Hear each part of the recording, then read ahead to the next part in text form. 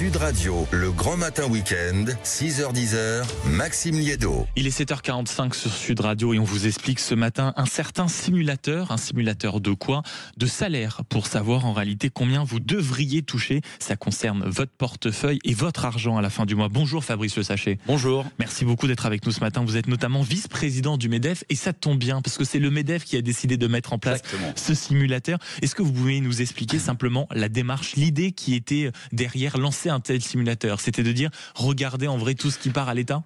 L'idée, c'est que des salariés français puissent rentrer sur ce simulateur leur salaire qu'ils perçoivent en France et regarder ce que ça donnerait dans un autre grand pays européen, chez un voisin, en Allemagne, en Italie, en Espagne, pour se rendre compte que dans ces pays autour de nous, ils toucheraient beaucoup plus en net et les entreprises paieraient beaucoup moins.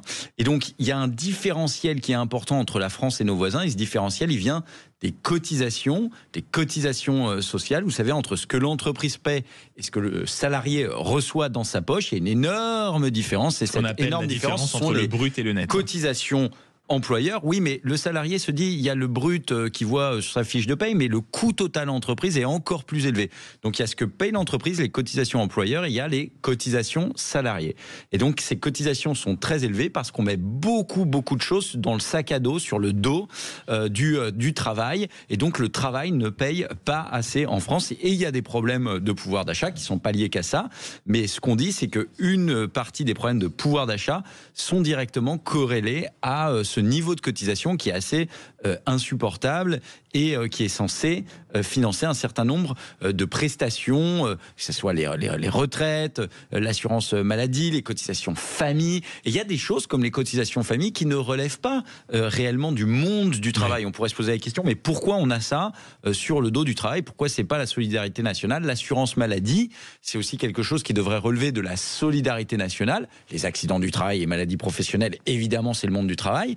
Mais on a mis, encore une fois, dans le sac à dos du travail énormément de choses. Exactement. Et quand on vous écoute, on réalise, et ça a été confirmé par un sondage récent, selon une enquête du Club Landois, un collectif d'entreprises, que seulement 13% des salariés comprenaient leur fiche de paie. Et un autre chiffre, tout aussi inquiétant, 20% affirment ne comprendre aucune des lignes. C'est-à-dire qu'en France, on a un véritable sujet avec ce qu'on gagne parce qu'on ne sait pas ce que déverse, on va dire, comme salaire et comme frais l'entreprise, mais on ne comprend pas non plus pourquoi on touche aussi peu. C'est ça le fond du problème. Le fond du problème, déjà, c'est qu'il faut être Champollion pour comprendre une fiche de salaire. C'est les hiéroglyphes, c'est quand même assez magique. On a le don quand même en France de faire des choses et franchement, les Français sont quand même suffisamment intelligents, donc généralement ils comprennent bien. C'est qu'on fait des choses qui sont trop compliquées. C'est pas eux qui sont bêtes, c'est les choses qui sont trop compliquées. Et donc, à force de rajouter des acronymes qui veulent rien dire, mais on sait pourquoi c'est fait, des acronymes qui veulent rien dire, comme on peut pas creuser puisqu'on comprend pas, comme ça on est tranquille et on pompe de l'argent. Mais derrière tout ça, la réalité c'est quoi? C'est qu'on a une protection sociale à laquelle on est tous attachés, évidemment, une solidarité à laquelle on est tous attachés, mais derrière, une fois qu'on a dit ça, derrière ça, il y a des dérives de dépenses publiques, il y a une inefficience de la dépense publique, il y a des non-réformes.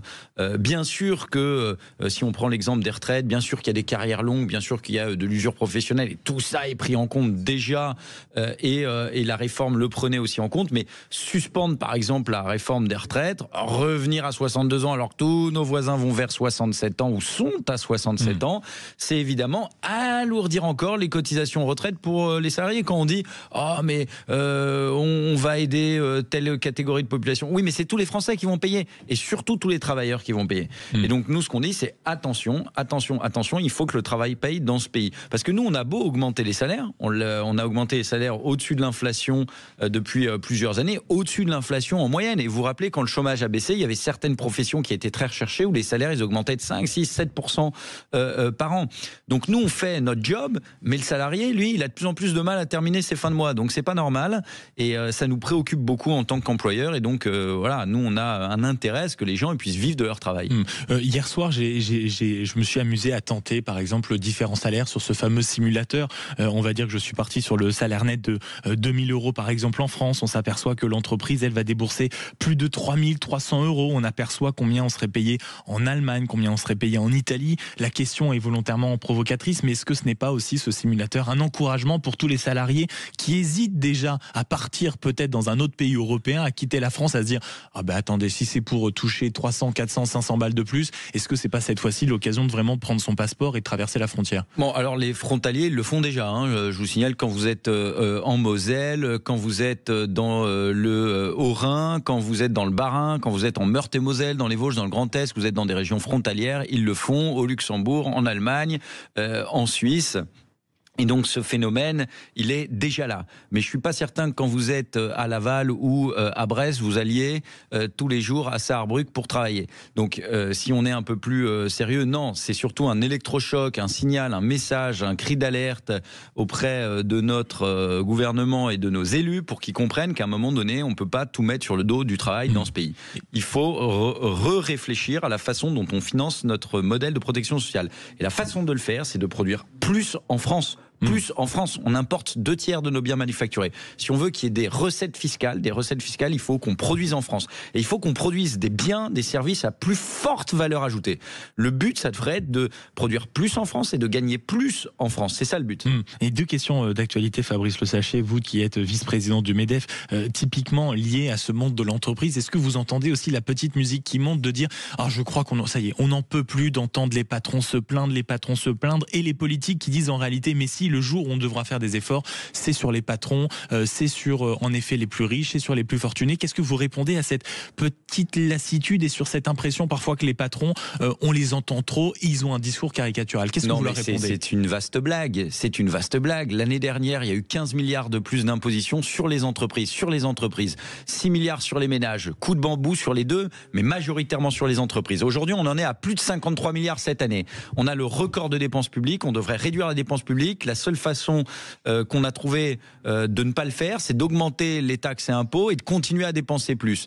C'est pas les patrons, c'est les entreprises. Le problème, c'est pas les patrons, encore une fois, c'est de mettre des charges sur les entreprises, parce que les entreprises, c'est pas que les patrons, c'est les salariés. Donc quand les entreprises vont aller mal, et on voit aujourd'hui le chômage, et on voit, mais c'est évident, c'est évident. Il n'y a pas un auditeur qui nous écoute qui peut comprendre l'inverse.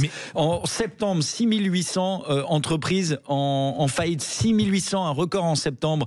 Lorsque vous avez des grosses PME qui font des plans sociaux, lorsque vous avez le chômage qui remonte, tout le monde comprend qu'on ne peut pas s'en sortir. On a besoin d'un secteur privé quand même. À tous ces politiques, est-ce que vous rejoindriez par exemple le prix Nobel d'économie qui disait il n'y a pas si longtemps que ça, mais en réalité, moi j'ai été auditionné devant les parlementaires, ils ne comprennent rien en économie, ils ont vraiment un niveau économique proche du nul. C'est ce que vous constatez aussi, vous qui êtes vice-président du MEDEF quand même? Je ne sais pas s'ils ont un niveau économique proche du nul, mais en tout cas, dans les choix qu'ils font aujourd'hui, ils ne favorisent pas les entreprises, ils ne favorisent pas le secteur marchand, le secteur privé. Et ce qui fait la richesse aux États-Unis et en Chine, c'est l'économie.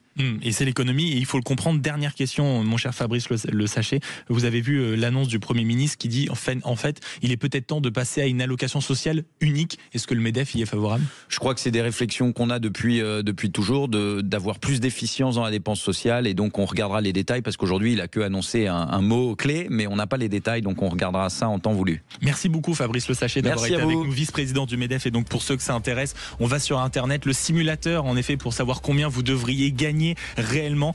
Bon, n'y allez pas si vous n'êtes pas bien réveillé ou si vous êtes un peu déprimé, parce que ça risque de piquer. Il est 7h54 sur Sud Radio, et dans un instant vous avez la parole naturellement. Le téléphone sonne 0826 300 300 pour réagir, nous interpeller et discuter avec votre café autour de la table du grand matin du samedi sur Sud Radio. À tout de suite.